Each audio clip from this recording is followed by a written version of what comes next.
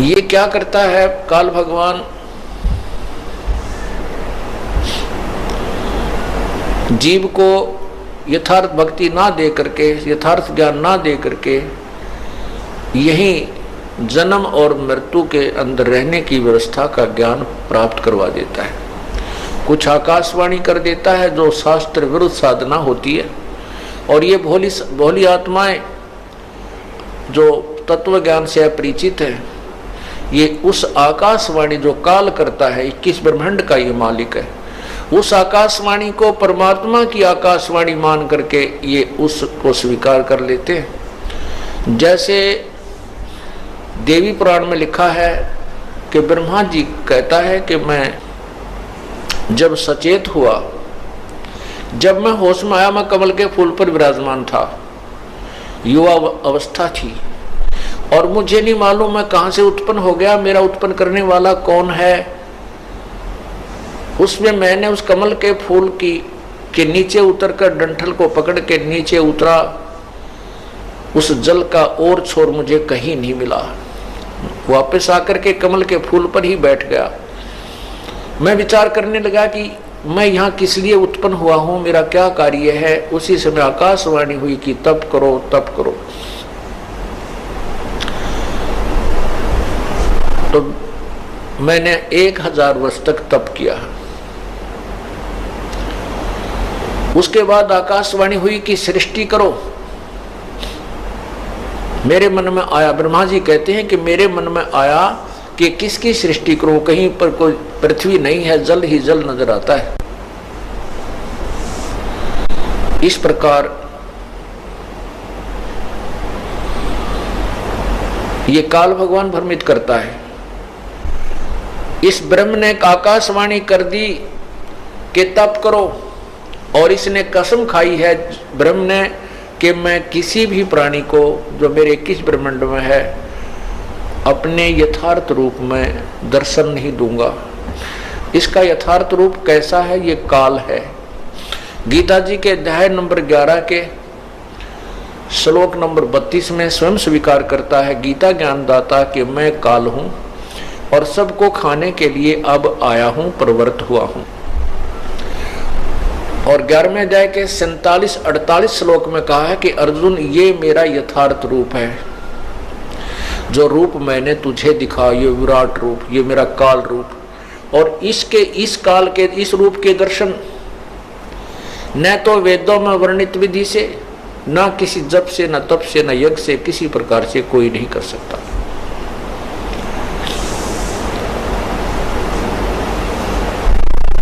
इससे एक बात तो ये सिद्ध हुई कि वेदों में वर्णित विधि से प्रभु प्राप्ति नहीं हो सकती। उससे अन्य लाभ होते हैं, स्वर्ग चला जाना, महास्वर्ग चला जाना, वहां देव बन जाना, इस प्रकार के लाभ हैं। और अपने पुण्य समाप्त होने के उपरांत 84 लाख योनियों में तुरंत ही आ जाना, ये उसकी साधना के लाभ हैं।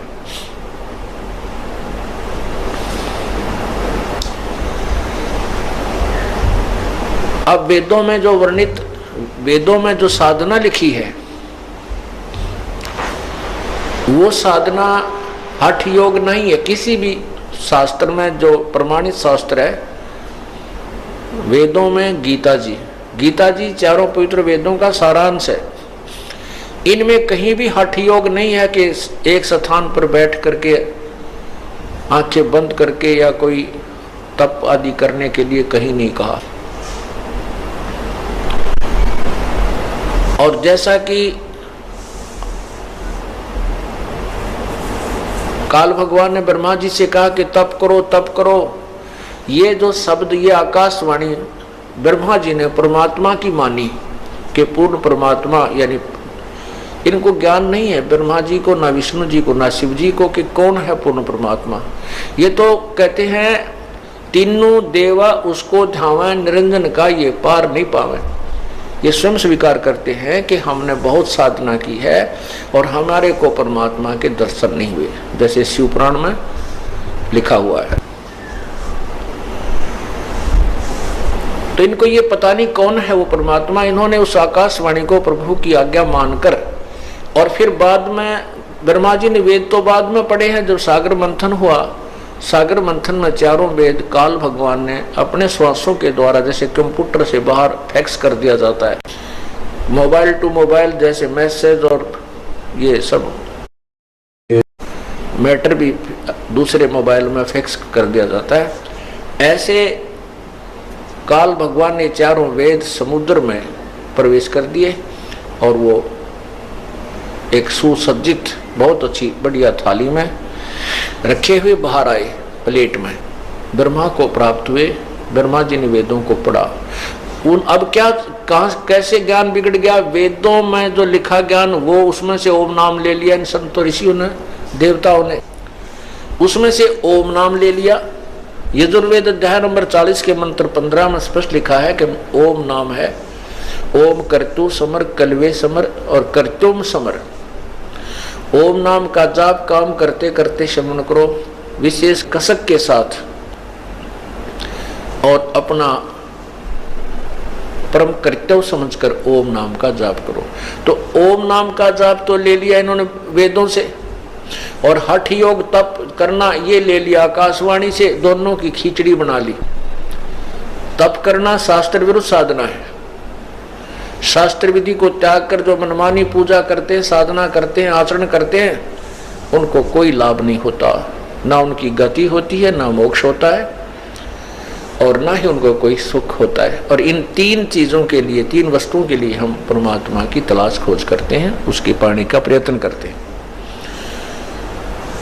इससे तप से क्या होता है? तप से राज राजमद मानम जन्म तीसरे शुक्र शवानम।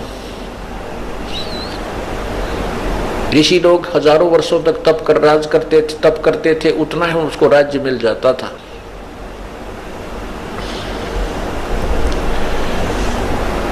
एक प्रियव्रत नाम का राजा था, एक प्रियव्रत नाम का व्यक्ति था। उसने 11 अरब वर्ष तक तप किया। उसको उस तप के प्रतिफल में उतना ही समय तक शासन मिल गया, वो राजा रहा। जब वो अपने 11 अरब वर्ष के राज्य को भोग कर मरने लगा, जब पार्षद यानी यम के दूत उसे लेने आए, धर्मराज के दूत उसे लेने आए, तब उसको कहा कि चल प्रियव्रत तेरा समय पूरा हो गया। ओए होए। तब प्रियव्रत कहता है कि मुझे कुछ और समय दे दो, मुझे कुछ और समय दे दो। तब उन दूतों ने कहा कि नहीं, तेरे लिए अब इससे आगे कोई श्वास भी देने का हुक्म नहीं है। उठा ले गए, धर्मराज के पास पेश कर दिए। वो धर्मराय ने पूछा कि प्रियव्रत, 11 अरब वर्ष तक तूने राज्य तप किया और 11 अरब वर्ष तक तूने अपना राज्य भोग लिया, अब बता कुछ कमा के लाया के खाली आया? तब प्रियव्रत कहता है महाराज खाली आया, कुछ नहीं लाया। फिर धर्मराज ने कहा कि इसको गधे की जूनी दो, गधे की योनि मत डाल दो, इसका काला मुंह करो। तब उसने प्रियव्रत ने कहा मेरा काला मुंह क्यों कीजिए है? धर्मराज ने कहा कि 11 अरब वर्ष तक तूने तप किया, उसके बदले में राज ले लिया, भगवान की भक्ति करी नहीं, इसलिए तेरा काला मुंह किया जा रहा है और गधे की जोनी में तुझे डाला जा रहा है। तब प्रियव्रत कहता है भूल हुई, बहुत गलती बनी। तो धर्मराज ने कहा अब तो बनगी भाई, फिर संभलना। एक काणा कर्ण तपस्वी था, उसने 22 लाख वर्ष तक तप किया, इतने ही वर्ष तक राज्य किया। उसको 22 वर्ष तक तप किया, 22 लाख वर्ष तक तप किया, फिर उसके लिए विमान आया लेने के लिए। अब चलो तुम याद किए हो धर्मराज दरबार में, चलो। उसको इतना अभिमान हो गया था कि मेरे जैसा जाजुल तप किसी ने नहीं किया होगा। रास्ते में एक पत्थर पर शिला थी, एक पत्थर का बहुत बड़ी पत्थर था, और उसके चारों तरफ उन पार्षदों ने कहा, जो उसको लेने आए थे वो दूतों ने कहा कि तपस्वी जी आप इस परशिला के चारों तरफ एक परिक्रमा देकर आओ, ये नियम है। अब वो काणा कर्ण तपस्वी उस परशिला के चारों तरफ चलने लगा। उसने देखा वैसे ऐसे 18 करोड़ काणे कर्ण अपना नाम लिख गए हुए थे, मैंने इतने हजारों वर्ष तप किया, मैंने इतने लाखों वर्ष तप किया। तब उस काणे कर्ण ने के मन में ये आई कर तेरे की तेरे से एक जाजुल तपस्वी है, तेरा तप तो कुछ भी नहीं, एक उसका भी मान तोड़ा। फिर धर्मराज के दरबार में जब गया, धर्मराज ने कहा, न्यायाधीश ने कहा कि भाई तपस्वी जी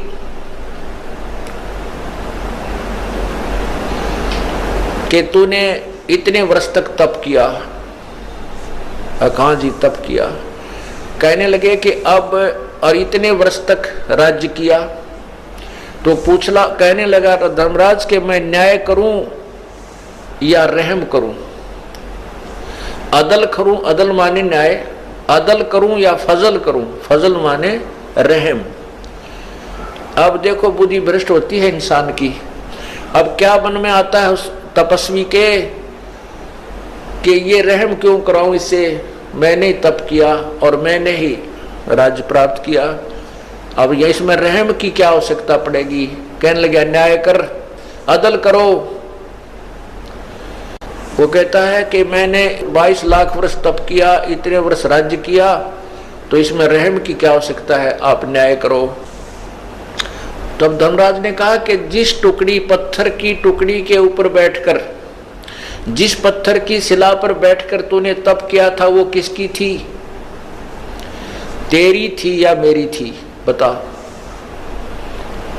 अब वो ये कहे कि मेरी थी, तो धर्मराज कहता कि लाया क्यों नहीं, फिर उसने अपनी साथ में तेरी थी। तो तब उसने कहा वो तो महाराज आपकी थी, तो भाई मेरी उस टुकड़ी का अब तू किराया दे मुझे। उस टुकड़ी को 22 लाख वर्ष तक अपने सिर पर रख, तब न्याय होगा। तब कहता है रहम करो, अब रहम करो। ने बोला रहम करो तो मैंने अपने सिर पर रखनी पड़ेगी भाई, यह गलती मैं नहीं कर सकता। उसको सर्प बना दिया और 22 लाख वर्ष तक वो मरता रहा, जीता रहा, और उस टुकड़ी के नीचे उसका वास रहा। तो पुण्यात्माओं, ये तत्व ज्ञान हमें प्राप्त नहीं हुआ था। हम इन ऋषि महर्षियों को और तपस्वियों को, सिद्धों को, छोटे मोटे चमत्कार दिखाने वालों को एक परम संत मान बैठे थे। डिम्ब करें डूंगर चढ़े अंदर झीनी झोल, जग जाने बंदगी करें ये बोवें सूल बबूले। डम्ब माने पाखंड करते हैं, दम्ब करते हैं। कैसे करते हैं? ऊंचे स्थान पर बैठ जाते हैं, ऊंचे से टीले पर जाकर बहुत दूर से सबको दिखाई दे तपस्वी बैठा है, दुनिया जावे मत्था टेके और वाह वाह का पात्र बने। भोली जनता तो ये समझती है कि बड़ा तपस्वी है, बड़ा साधक है, बंदगी कर रहा है, भक्ति कर रहा है। और तत्व ज्ञान से परिचित संत कहता है ये तो अपने आने वाले जीवन में, भविष्य में बबूल के बो रहा है, उन कांटों को बो रहा है जो इसी ने उनके ऊपर चलना पड़ेगा।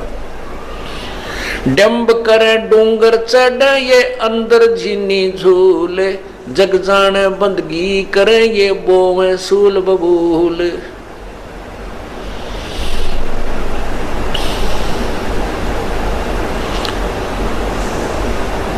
पुण्यात्माओं,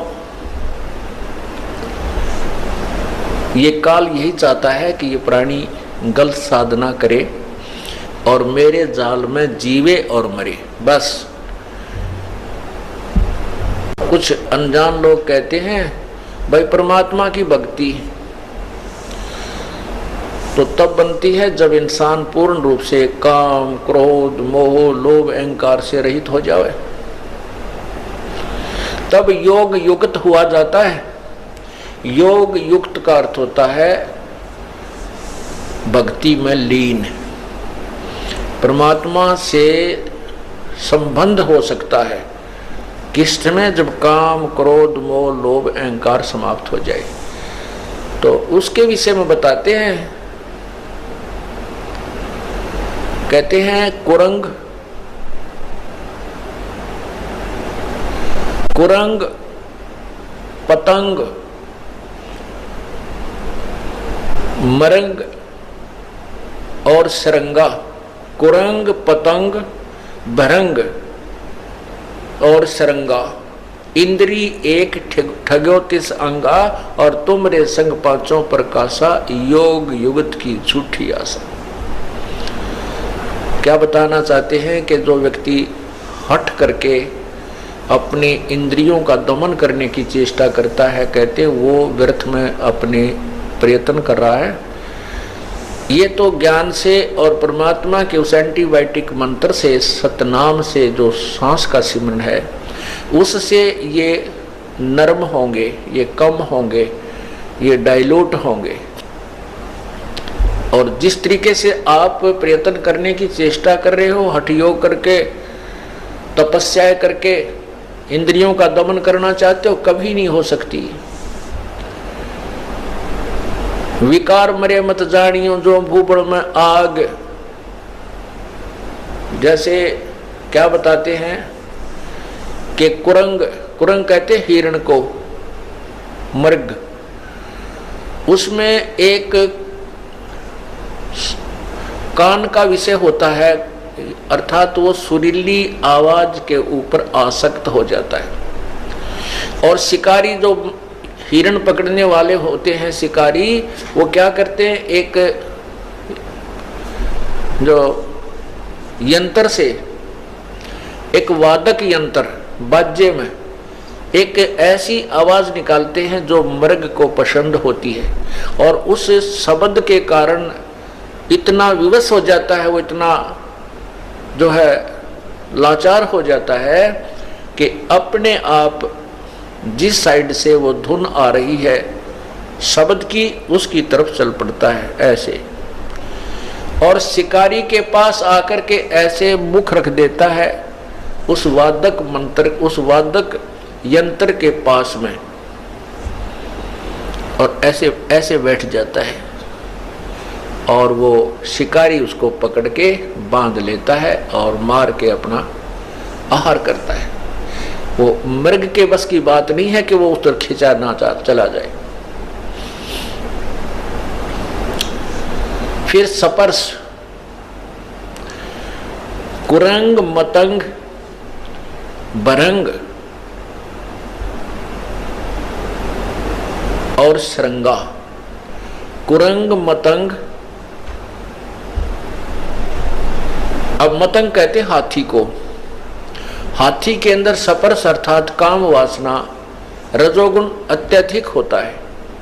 और हाथी पकड़ने वाले क्या करते हैं, एक हथनी को ट्रेंड कर लेते हैं, और एक जंगल में एक गड्ढा, लंबा चौड़ा गड्ढा खोद देते हैं, उसके ऊपर छत देते थे पतली पतली लकड़ियों की, और उसके ऊपर घास, उसके ऊपर फूस डाल करके, मिट्टी डाल करके और घास डाल देते हैं। ऐसा कर देते हैं जैसे अलग से पहचान नजर नहीं आती कि यहाँ कोई गड्ढा है उस पर छत दी हुई। और उस ट्रेंड की हुई उस प्रशिक्षित हथनी को हाथियों के झुंड में छोड़ दिया जाता है। वो सीधी ट्रेंड होती है, सीधी वहां पहुंच जाती है और वहां हाथियों से स्पर्श करती है, अर्थात उनके शरीर से शरीर अपना टच करती है, उनको वासना के लिए प्रेरित कर देती है। और जब हाथी उसकी तरफ चलते हैं तो वो आगे आगे भाग लेती है। हाथियों के 4, 5, 6, 7, 8 जितने भी होते हैं वो उसके पीछे पीछे चल पड़ते हैं। वो हथनी सीधी उस साइड में आती है जहां से वो गई थी अपने पैरों पद चिन्हों के साथ साथ, और वो सीधी आती है, हाथी उसके पीछे भाग रहे होते हैं। वो ट्रेंड होती है कि वो एक बार उस गड्ढे से थोड़ा सा उल्टा होकर के ऐसे घूमती है, फिर दूर से हटके फिर उसी साइड पर भाग लेती है। तो हाथी इधर ना जाकर के सीधे ही उसके पीछे उस वासना वसंधे होकर के तोड़ते हैं, और वो गड्ढे में गद्दाई गद 4-5 कट्ठे फिट हो जाते हैं उसमें। और फिर वो चिंगाड़ मार मार कर रोते हैं गड्ढे में गिर जाने के उपरांत। और जब वो बिल्कुल चिल्ला चिल्लू के, फिर वो बाकी हाथी भाग जाते हैं डर के। तो वो वहाँ चिल्ला चिल्लू के अपना नितान खूब बिल्कुल सेट हो जाते हैं। जब उनको ऊपर बैठ के वो हाथी पकड़ने वाले अंकुश ठोकते हैं बुरी तरह, उनको बिल्कुल वहीं से सेट करके जब बाहर निकालते हैं, आगे गड्ढा खोद करके बाहर निकाल लिया जाता है। और फिर क्या करते हैं, उन हाथियों को गांव गांव में शहर शहर में ले जाकर उसको एक अपना जो है ना सवारी बना लेते हैं, और उससे रोजी रोटी कमाते। सारी उम्र के लिए फंस गया, एक वासना के कारण सारी उम्र के लिए परवश हो गया।